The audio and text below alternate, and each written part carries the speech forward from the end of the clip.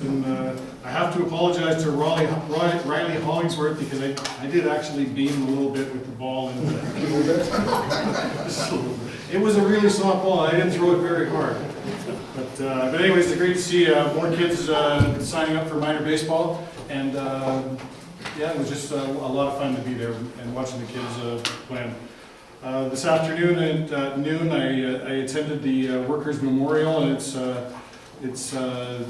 today is the National Day of Mourning, and this has to do to commemorate workers who have been killed, injured, or have suffered illness due to workplace-related hazards and incidents.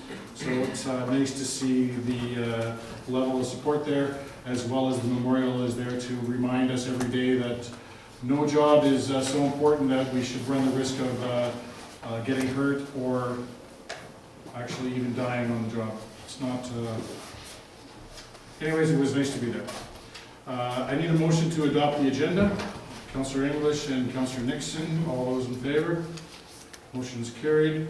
And I need a motion to adopt the minutes of the regular council meeting of April the 14th. Councillor English, Councillor Sauls, all those in favor? Motion is carried. Is there any business arising from the regular council minutes of April the 14th? So we're going to move in. We have two delegations today, and George, have you caught your breath and you're ready for to be our first delegation? Okay, if you wouldn't mind, George, stepping up to the podium here.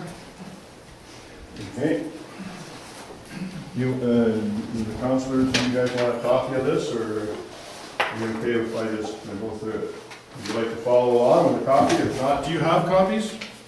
I don't have enough. Okay, then I wouldn't worry about it, but you can leave them with us afterwards. If there's specific requests that are there in writing, then we can take that under advisement. Yeah, I would like you guys to have a copy just at the end of the day. Okay. There's some stuff that you might So want if to... you leave that with us, I'll make sure that it's copied and handed out to everybody. Okay.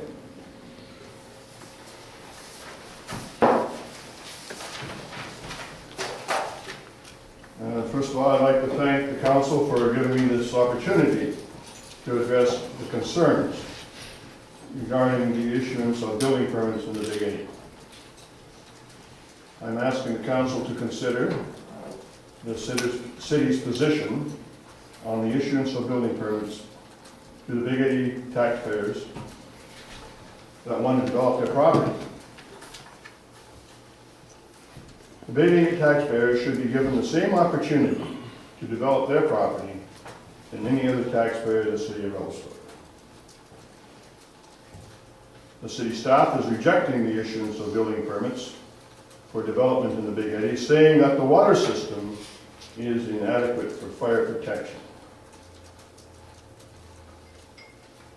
This makes absolutely no sense, as the same system that is already providing for fire protection to all the existing buildings in the Big 80 can't be used to provide fire protection to other residents and businesses wanting to develop their property. The process has serious implications, both legally and morally. We're told by city staff that they are protecting the city by refusing the issuance of any more building permits because it would put the city at risk for liability. There is absolutely no evidence that the city of Revelstoke would be liable for a fire unless they would refuse to attend the fire to make a reasonable attempt to extinguish the fire. I have not heard of any Big 80 resident or business that has been refused a fire insurance policy as a result of the water system, which takes full responsibility for the loss, not the city. The same goes for residents who use the water for domestic purposes. It is the Big 80 Waterworks that takes the responsibility for water treatment, not the city of Revelstoke, as the city does not own or operate the water system and has no legal right to impose restrictions on a system that it does not own. The City of Revelstoke Council should reconsider the position it is taking and instruct the staff to treat the issuance of development and building permits the same in the Big Eddy as in the rest of Revelstoke. The bylaws that govern the City of Revelstoke water system cannot be applied to the Big Eddy water system, as the City of Revelstoke does not own or operate the Big Eddy system. The Big Eddy water system was designed as a small community system and does not have a downtown business center, high-density situation. I'm asking the council on behalf of the Big Eddy residents and businesses to resolve this issue immediately by instructing the staff responsible for the issuance of development and building permits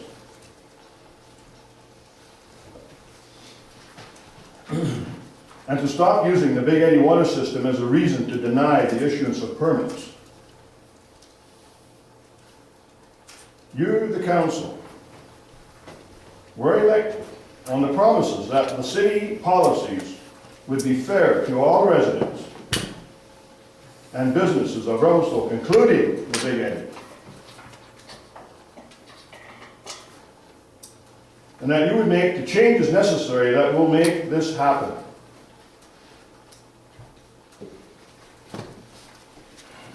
Thank you for this opportunity to bring this very important matter to the City of Revelstoke Council.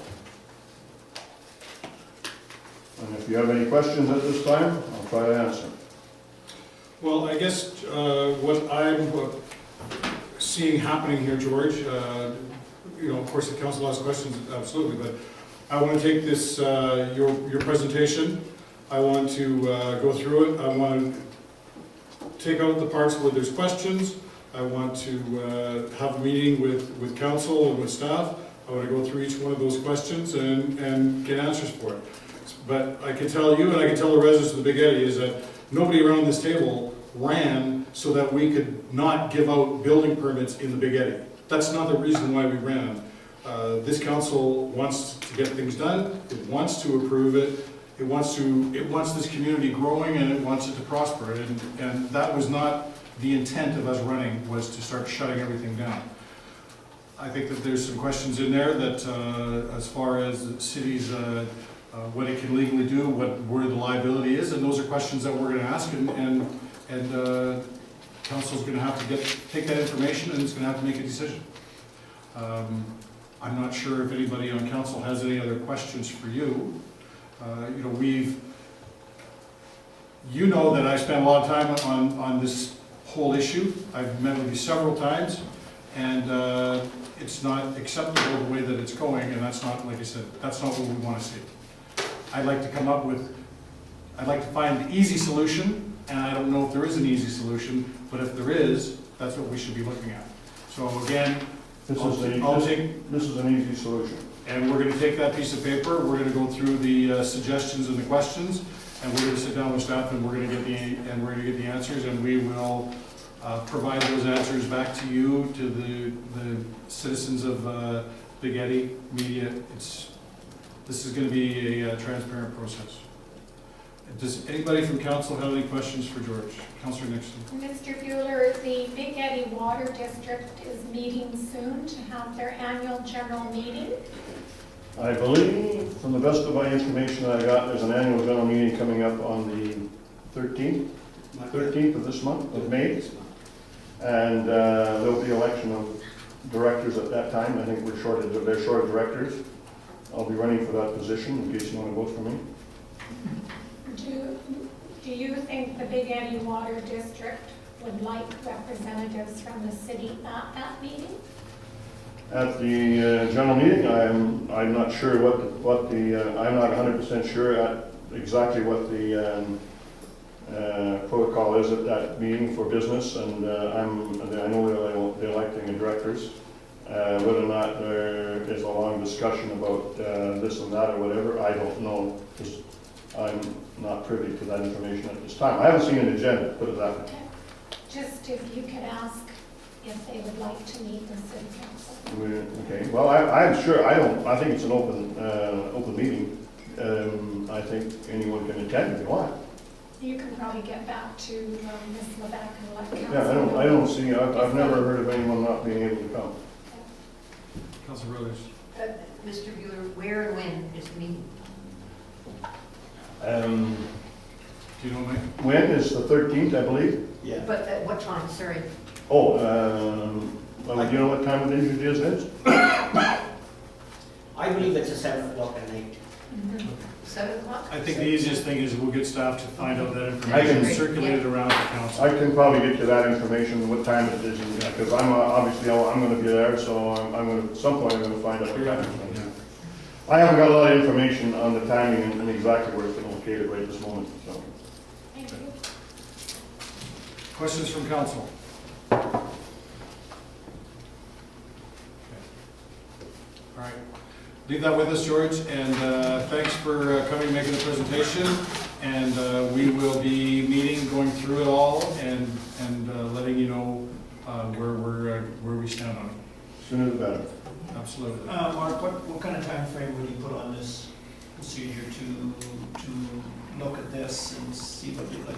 Is this going to be another few months, or are we going to Absolutely have some not. answers in No. a couple of weeks? No.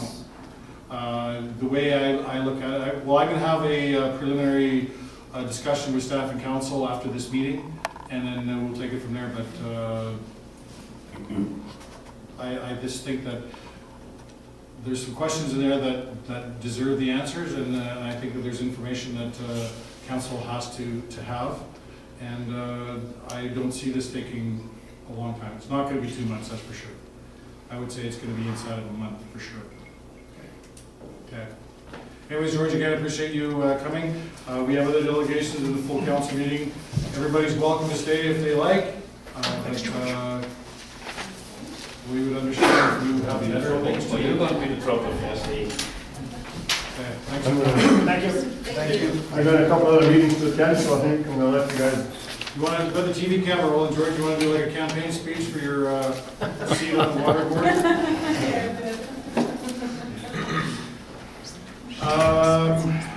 Fraser Blythe and Haley Ross are here to, as a delegation, to enlighten us on food security.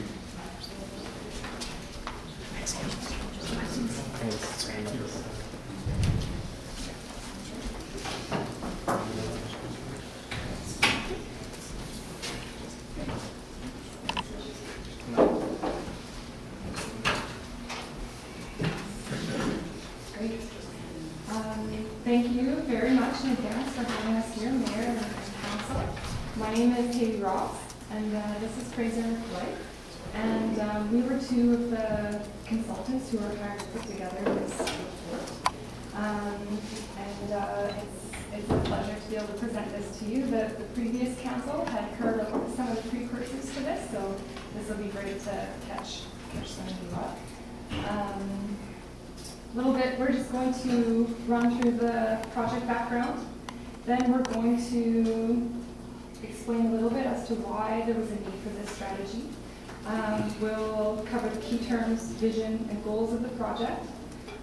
We're going to go over some of the top 8 recommendations. And so for the sake of brevity, we won't go through all of the recommendations. I think there's something like 63 of them, but we'll go through the very top ones. We will have a request for your support, and then of course have any questions and discussion to follow. So where did this project come from? Well, food security itself is a growing concern. It's a growing concern across the world, across North America, across Canada, in BC, and increasingly in Revelstoke too. And Fraser will identify for you what exactly we mean by food security in a second. Sorry, I'm stuttering. The strategy document itself, which I hope you all have in your packages, is that correct? You've had a chance to look it over? Perfect. Rose out of a food charter project. So this charter was championed by a multi-sector steering committee. Some of the steering committee were involved in this project as well. And that charter went through extensive public review. It was ratified by council here in 2014, so just a year ago. And with that charter itself, because it went through such an extensive public review process, that really set the guiding principles and food security definition we use moving forward for this document. So we didn't sway from the work done in that charter, we're just building on it essentially. We identify, or we know that the ICSP and the poverty reduction strategy identified the need for a food security strategy. So essentially this was putting that into implementation. And then the funding and oversight for this project came through the City Economic Development Department and again had its own steering committee guiding the work. Oh, and I didn't identify on the side of things. The funding for this came in part from the Columbia Basin Trust and also from the Real Estate Foundation of BC. So not specifically from the city, but funds were channeled through the city department there. So who was on the committee? So we had Linda Boyd from BC Interior Health. She's our community nutritionist. We had Melissa Hempel, who's sitting right over here in the lovely pink scarf, who is a holistic nutritionist, and also was the liaison between the North Columbia Environmental Society's Local Food Initiatives Program, or committee, I guess I should say. And then we had Chris Johnston, previous counselor, lawyer, wordsmith. We had Patty Larson with Community Connections. She's with primarily the food bank and those supporting programs. Alan Mason through City Economic Development, who you all know. Linda Nixon, who you of course all know, City Councilor, retired community nurse. Penny Page Britton, who's also here, Penny you all know, as our city's environmental sustainability coordinator. We had Tara Park, who is founder and farmer with Terra Firma Farms. And we had Leon Zhu from School District 19, and he coordinates the Healthy Schools program. And then the consultants, of course, were Fraser and myself, and we also had Ryan Gill, who helped us out with the mapping exercises. So why the need to focus on food security? In the report, you probably saw that we outlined 11 major trends. There are more than this, of course, but those are the ones that we thought were most relevant to Revelstoke. And I think for right now, I'll just say that a lot of it can be summarized by the fact that we exist now in an increasingly globalized food system. And we're becoming more and more dependent on that system. And with increasing dependence on that system, we're losing our independence, obviously, and we're becoming quite vulnerable to it. So within that system, that means that we're dependent on fluctuating fuel prices. We're dependent on fluctuating fuel supply and on large corporate interests to which we have little control over as a community. This vulnerability, of course, isn't a very comfortable place to be when you're trying to ensure that your residents have access to healthy, sustainable, affordable food. It also means that a lot of the money we spend on food locally doesn't actually stay in the community. It leaves the community and goes to the larger organizations and businesses that have brought it here.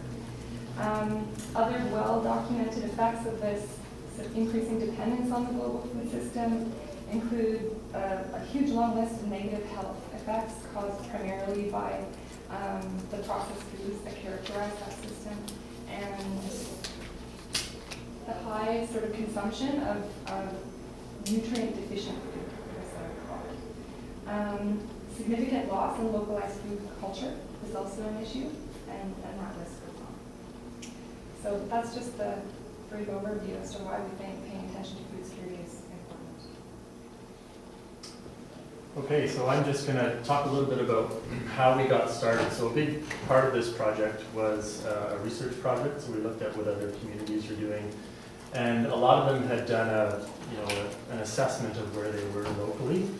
And so we, employed several tools to try and do that here. We went around to all the local businesses that sell food for consumption at home. So that wouldn't include restaurants, but it would include bakeries and butchers. And we went to the major grocery stores and tried to get information from them too. We went to the farmers market vendors and asked them to share roughly how much food they think they sell in the community. We did an estimate of hunting and fishing, so how much hunting and fishing do we have locally. And then we did a kind of a random survey throughout the city on backyard gardens because we know that that's a big part of our culture here. And so we tried to estimate roughly how much food would be produced from those 4 sources. We also broke down what we mean by locally food self-sufficient, and we defined 3 areas. So there's a regionally local area that extends, west and south to Kelowna, Kamloops, as far north as Mica Dam, so that would take in some of the hunting and fishing, and then about as far east as Rogers Pass. So that was our regionally local area. And so all the food coming into our community, we estimated roughly 5.3% of the food that we eat here in town is from that area. Then we broke it down even further to kind of the local valley, so from Shelter Bay, again up to Mica Dam, and to Eagle Pass and up to Rogers Pass. So again, if we're kind of constrained to our valley, how much food are we getting locally? And that was only 1.8%. And then we defined uber locally, which was an area within biking distance of city limits. So that would include Greenslide and Terra Firma, but again, not much else. And that was 1.7% of our food comes from that. Some of the kind of big successes, I would say, were eggs. 25% of the eggs we consume in town is from that regionally local area, and 17% is from within town, or within that bikeable area. So that's really impressive, especially considering we don't currently allow chickens in town. And our production of vegetables was high too. We really benefit from having Herman and Wellflight. They bring a lot of food in town.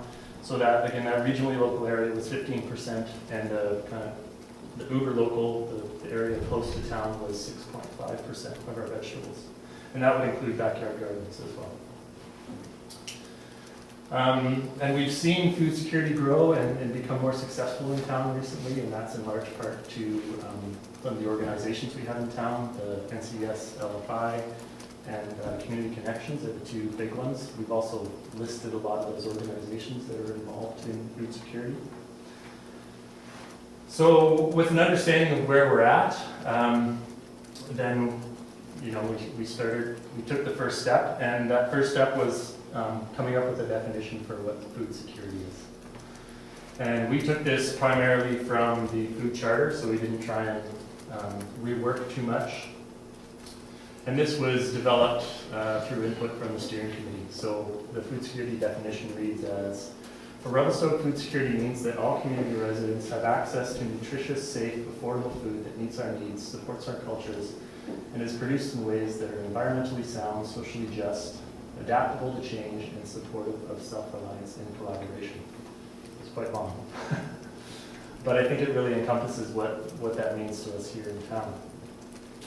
And from that, we developed a vision. Again, taking this from the food charter, it says Revelstoke will have a secure food system rooted in the community, centered on good food that is healthy, sustainable, and affordable. Revelstoke will have a culture that supports local food production where possible and recognizes the importance of food in bringing people together through growing, cooking, and eating. And then from that, we developed 5 goals. So again, this was with input from the steering committee. And goal 1 was about promoting and supporting dignified access to nutritious, safe, affordable food as a basic human right for all residents. So really about increasing our access to local food. The next goal was about environmentally sustainable food production. I'm not going to read all of them because you can get them, but yeah, just making sure that we're producing food in an environmentally responsible way. Food culture was one that, again, came up from a suggestion through the steering committee. So this was about you know, we know that backyard gardens are a part of who we are as people here in Revelstoke, so enhancing that is really important. And we're also seeing businesses start to pop up in other communities that are related to food, and they're actually popping up here in town too. So there's kind of an economic element to that business generation. And the final goal is on education. So making sure that residents know about you know, what food is available. They know about healthy food. They know how to cook food, and you know, I would say the NCSL, the Local Food Initiative, does a really good job of getting that information out. So from that, we developed a set of very high priorities, and we call them top priorities in this presentation. So don't be confused. The first one is really a planning-related one, and again, this was in the Integrated Community Sustainability Plan, and it was really about strengthening food security as a community priority in both the official community plan and the zoning bylaw. So, you know, it's about supporting food production within the city. It's about making flexible bylaws rather than being too restrictive. And it's about supporting food production on city-owned land, and I'll touch on that a little bit later when I talk about the map. So just to add on to what Fraser said about very high recommendations, that's how raising the report I think you have in your package there. I wrote top priority here, so sorry for the confusion. But just so you know why it is, how it is that something made it into the top priority ranking, that was that if it could happen fairly easily, essentially the low-hanging fruit in a way. But it was also primarily the things that we thought needed to happen to set the groundwork for the next recommendations to then happen more efficiently and effectively. 3 of them are completed so far, so. Yeah. So yeah, Fraser's just saying that. Well, we'll get to it actually. I'll point those out to you as we go. So yeah, of a total of 63 recommendations, we're just going to cover briefly 8 of them, and then we really hope that you go into the strategy and look at the rest. So the next one was to establish a food security committee. So this is one of the ones that has happened, is happening. I believe that this committee is going to meet for the first time next month. So the idea behind this is that we want to have a committee of people who are from various sectors, so not who are responsible for the implementation of the recommendations from this report and additional food security initiatives. And the idea behind this committee that's separate from or sort of different from the committees that currently exist is that it'll act in the same way as the committee that ushered that sort of was responsible for this project, in that it brings people together from different organizations to meet regularly. Whereas currently there's, you know, the Local Food Initiatives Committee through the North Columbia Environmental Society, they have their own group, and Community Connections has their own group, and Interior Health has their own group, and School District 19, etc. We want all those people to be meeting regularly. So this has started, so that's fantastic, because another thing we identified in the report is we want these top recommendations to happen within the next 6 months. So it seems like that's on the way. Second of all, create a food security coordinator position. Still says number 1, but anyways. I guess we're on the 3rd recommendation actually. And that position would be essentially a paid position to help maintain, to keep up the momentum that has been established. And I think we've learned from, when you look at the long list of what the Environmental Sustainability Coordinator or the Social Development Coordinator, when you look at the long list of things that they have accomplished, having a paid position goes a really long way. Sometimes when things are solely on the backs of volunteers, you know, things fall off the table and volunteers burn out. So that's the main thing there. I know that Community Connections has had an application come back from Columbia Basin Trust, where they received $8,000 towards that position, and they are seeking more. So any assistance or any support from council in, I guess, supporting future funding applications to that end would be greatly appreciated. The next priority, some of the numbers or? Yeah, no, I'll say that. Yeah, thanks, okay. Request that a community liaison to the farmers market board to represent the best interests of the community in improving food security. So you may not know that a lot of people don't recognize there are actually two boards for the winter. The winter market and the summer market are run by two separate boards. Their board members represent the interests of their members, which are the vendors, essentially. So in our interviews and in our focus groups over the summer, there was a lot of conflict cited in both the farmers markets, primarily the summer markets. And so with the research that we've done, we've found that other communities appoint an individual to farmers market boards who specifically look out for the interests of the community. So we would recommend that take place here as well.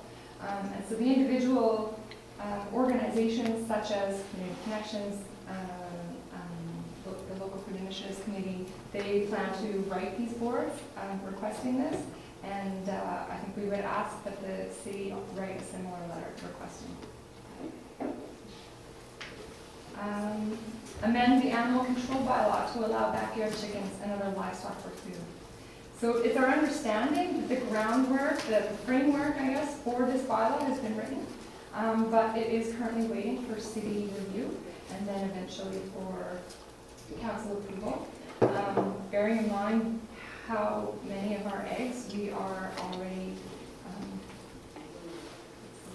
we have locally, I guess, are laid already, it would be really great to support that and open the door for potentially more foods produced in the background.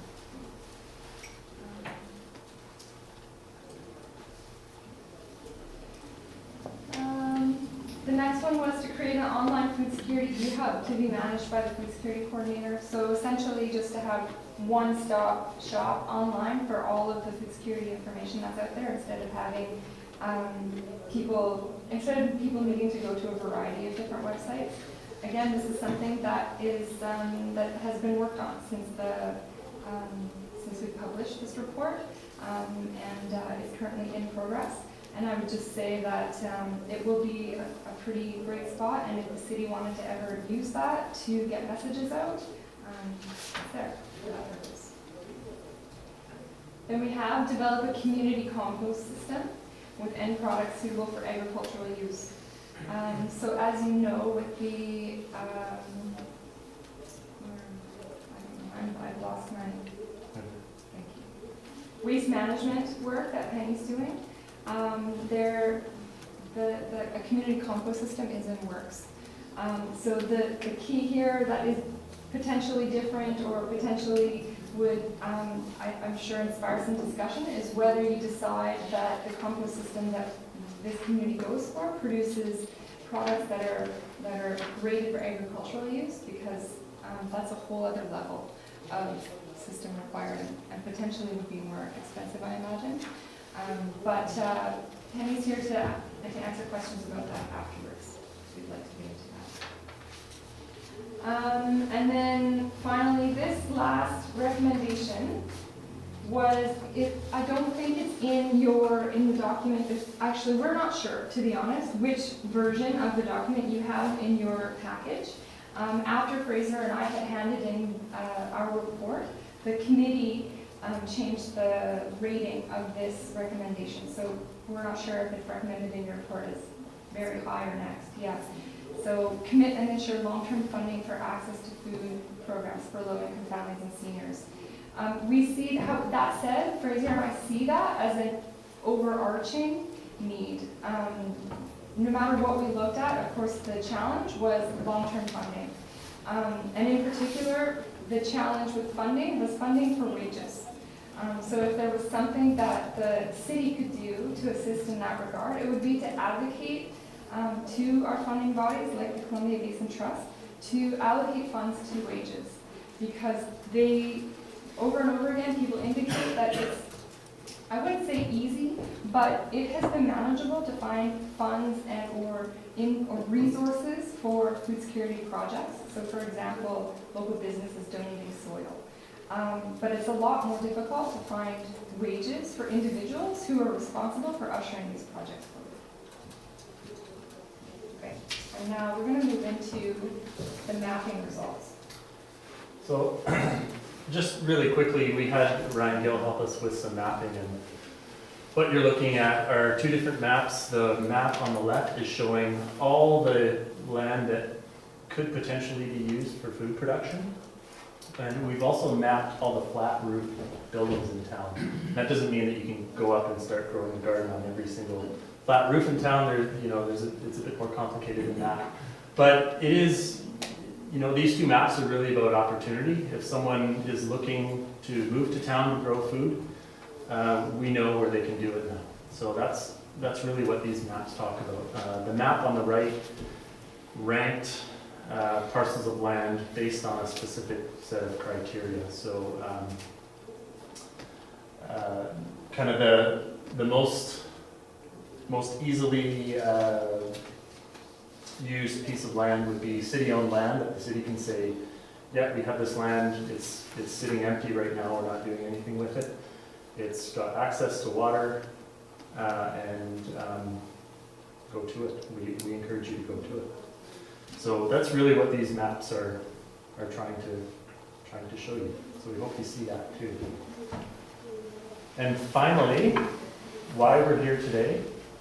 We're here to ask your support for the food security strategy, and we'd like to ask you to adopt this strategy. Are there any questions? Questions from council? Councilor Nixon. Just if staff could please bring a report at the next council meeting where we're at with that chicken bylaw that just kind of sits on somebody's desk. I'm dying to know what happened to the chicken bylaw. I know. I've heard about it for years. I don't know why it was never dealt with. Councilor Brothers. In terms of an action plan, are you anticipating that it will be the committee in conjunction with the coordinator to sort of have next steps of what you want to see, with these maps and everything else? I mean, is that the plan? Yeah. Well, I think it's both. Like I mentioned, we have a lot of groups in town that are already doing a lot of this work. So from that standpoint, some of the implementation is going to go ahead and is going ahead. And so that's been really great. Obviously, the more support that council and the city can lend to these processes, as I mentioned, being supportive of bylaws and opening up land for food production, that will just help things and speed things along. Yeah, I would say that it's both. But if you look at the list, the long list of recommendations, they're ranked in terms of priority. And I think as you get a little bit further down the list, the recommendations get perhaps a little bit loftier. And so chances are that you'll be hearing from this food security committee again over the years as they work, their way through that list of priorities, and they start to, develop a more nuanced plan for what they're going to tackle next. If it's something specific to zoning, say, that they want to come and discuss or that sort of thing. Does that answer the question? Yeah, no, I just want to know, I can see your general planning and moving in a positive direction. I support that entirely. I'm just wondering, you say, well, there's some land places where we could grow. What's the action plan? Are you going to sort of target the areas and then say we're going to develop here? Or is that what the coordinator and the committee is going to do? I think that requires another specific sort of working group to figure out, okay, do we need to now look at the results of this mapping and then prioritize further what we would like to see developed for agricultural use and what we would like to see grown there. And in the example of the interior health lands, it's recommended that a feasibility study be done to turn some of the green space around the hospital into, which is arable, and into growing space. And in sort of, in the initial meetings that I had with staff there, people are open and interested in that idea. And there is some sort of interior health policies and whatnot that lend support to that in theory, but nobody's gone so far as to actually write a feasibility plan to see, well, can we really do this? And I would say that's sort of like the next step in that specific instance. I just have a couple of quick questions. Is that I think that this issue is one that's going to, as we go farther down the road, this is going to become more and more important. And I actually commend you and your committee for spending the time and going through all these important issues. What communities have a food security coordinator now, and how are they getting it funded? The how are they getting it funded piece, I think depends on from community to community, and I don't know specifically for all of them, but I know that Kimberly Cranbrook have hired one, and I don't think it's a nonprofit based position. Like that position is held within a nonprofit. It's not a municipal or a city held position. Nelson has a position. Do you know? Vancouver is probably the most well-known, and that's a city-based position. I don't know if Caslo does, but they've done a ton of work as a community in food security. Kamloops has a committee, a food security policy committee that regularly reports to their council. So they're an independent body, and they fund a coordinator. I don't know how it's funded, but they're in close communication with the council. We did list potential funding sources at the end of the document too, so hopefully there's some money there. Councillor Orlando and then Councillor Nixon. Your Worship, where would you see the food security coordinator position best housed in Revelstoke? That's a great question, and that was something that has been discussed and probably is still being discussed to some extent. But the two, I'd say, top suggestions that came forward was one either within economic development with the city or community connections. And I just had, to be honest, I missed those meetings because I just had a baby. I might have been in labor, who knows? So they can speak to it more clearly.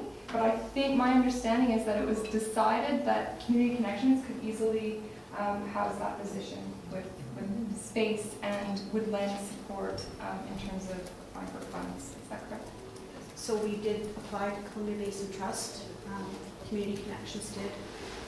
We received $8,000 out of asking for $30,000 to fund the position for a one-year contract. So I am in the process right now of looking at alternate funding sources in between trying to do the rest of my job. Next month we have a food security action team meeting to come up with prioritizing, looking at a job description and trying to move forward with the limited amount of funds that we currently have. That's where we are right now. Councillor Nixon. So the food security committee that's going to meet is under the umbrella of Mr. Mason still, who had you under his umbrella He has through the whole research project? No, I wouldn't say that. Alan is invited to be a part of that team, but and has offered for people to remain under his umbrella, but has said that you go and do what you wish. Is that? yeah, I think so. Yeah, when we sat down with Alan and Craig from Community Connections and said, where is this position best housed, just like you asked, Aaron, and decided on Community Connections and talked about who would oversee that position and who would be on that committee, and that exactly what Haley explained, it would be all of those different stakeholders that came together for this strategy in the food charter would direct that work. So the work would be housed in Community Connections, but it would be reporting to this food security action team, we called it, rather than the Community Connections Board. Okay, any more questions from council? Okay, we will, Councillor Hernando. Your worship, you guys talked about it a little bit, Haley and Fraser, but in terms of long-term funding for food programming, where other communities, where have they been successful in getting that funding? Like, we do have a lot of food-based programs currently running all over the place. Can you elaborate a little bit more?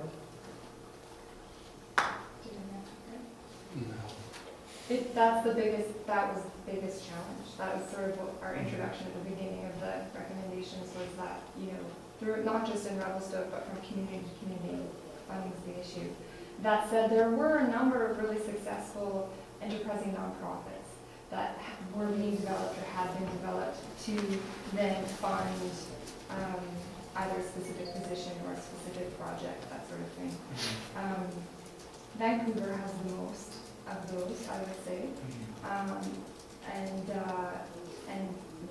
A lot of the work happening in Vancouver seems to take place within the nonprofit sector, which is a little different, interestingly, than a community like Nelson, which is more, which is supported more by a business, which is the Nelson Community Co-op, who, as an organized, like as a business or as a co-op, has developed policies to then be able to provide community kitchens, for example, and sell community, like locally produced products. So not just necessarily a head of lettuce, but also value-added products. And the amount of money generated by just creating this sort of business atmosphere to get people buying, to take away the major roadblocks that are allowing people to sell those goods. So like, I'm running on 4 hours sleep.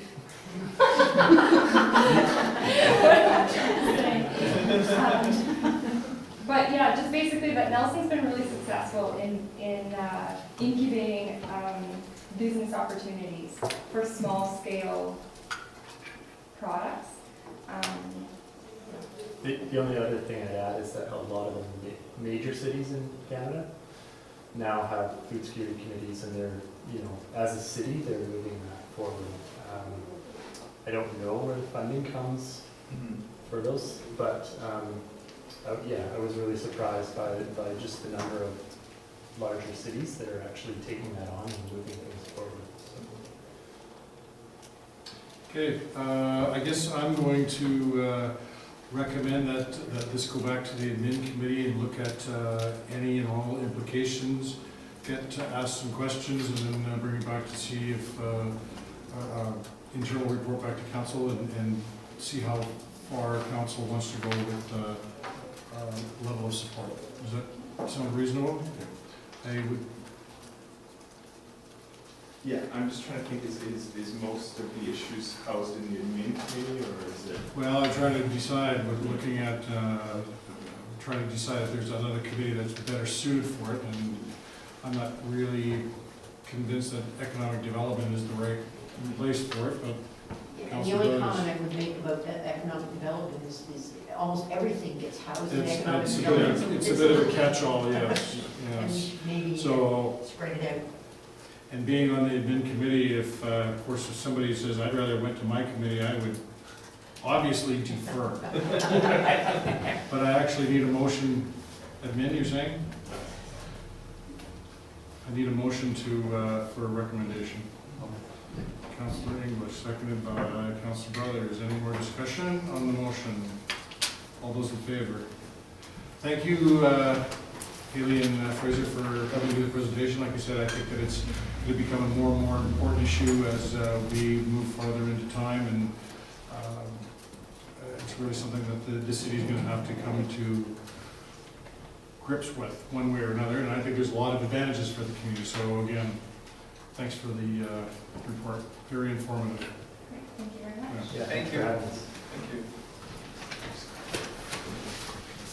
We're moving on to old business, economic development. There was a motion that was tabled that we are lifting. Was tabled, right? And it basically is that the city will also consider applying for a community forest license. So that is the motion that is back on the table right now. I need a motion and a seconder to bring it back on the table. Councillor Nixon and Councillor English. All those in favor? Motion's carried. So the motion is on the floor. Do you want me to make that motion?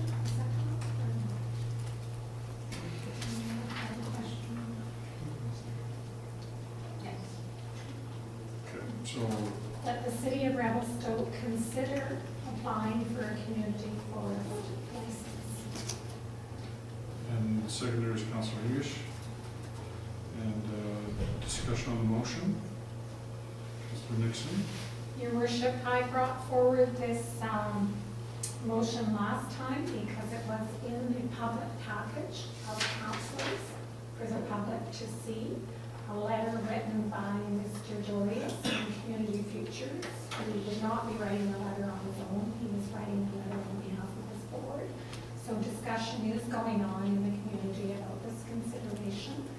And I just brought it forward to council to have it at the table level, open and transparent, about the consideration of a community forest. Councillor Brothers, you have your hand up, and then I'm going to make a comment. I was just a little confused, and Councillor Nixon has helped understanding why it's back on. I understand your point. I still, your worship, you made some comments with respect to whether or not that's the step that we take right now, and I think we had indicated we were going to go to the ministry and take that route first, and I am inclined to lean in that direction still. And that's what I was going to bring up, is that I'm not saying that I'm against the concept, I'm against the motion at this time because I think it's premature. We have written a letter to the minister requesting that all of the agencies go back to the public, have meaningful dialogue, and see if there's common ground where all the interests, especially in this area, which has a high recreational use and is highly prized by the community and visitors alike. So knowing that this could still be the route that I would rather not be going there prematurely. So I am going to be voting against this motion. I'm not 100% against it. I'm just thinking that it's premature. Councillor Orlando and then Councillor Nixon. Yeah, I've had a chance to talk to Mr. Dorius about this, and I tend to agree with the mayor and Councillor Brothers. It's a step-by-step approach, and we're taking the next step, and I feel that's the right step at this point. As well, a community forest license is one of, in my view, a few options that could be considered after that point. So I think we'd be jumping the gun to do that right now. Councillor Nixon. Just, I see that this motion is going to be defeated, just that I ask that mayor and staff write a letter to Mr. Dorius explaining council's position, that they're not yet considering this particular draft. We'll do that as a matter of course. Councillor English. I'm inclined to agree with Councillor Brothers and Councillor Orlando. I would like to see us continue to pursue all options prior to doing this, but thank you for bringing it to the table. I think it should be on there and in the forefront of our thoughts. Any more discussion on the motion? Okay, so the motion is that we consider applying for a community forest license. All those in favor? Against? Motion is defeated. Thank you. And we will automatically write a letter to Mr. Dorius explaining what was going on. We're on to new business. We have the Administration Respectful Workplace Policy P10. Need a motion to approve this. Councillor English and seconded by Councillor Souls.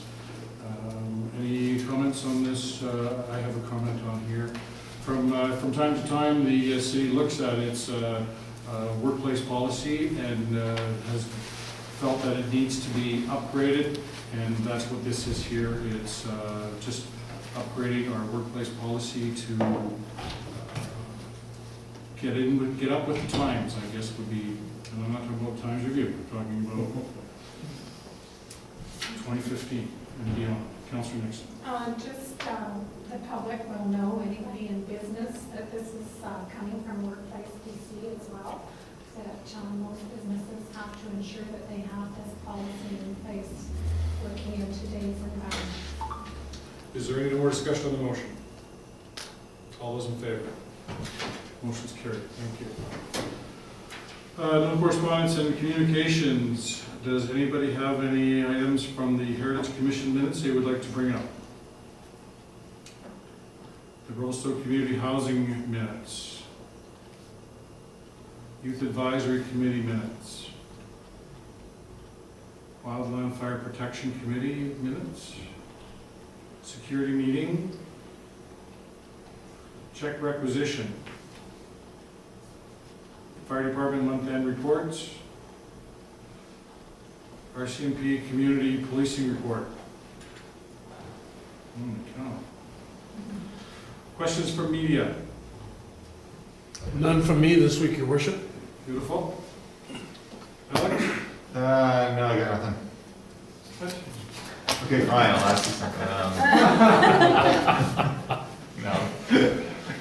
You really hit that tree hard, didn't you? Looking for a motion to go in camera pursuant to sections 90.1 D and G of the Community Charter. Councillor English.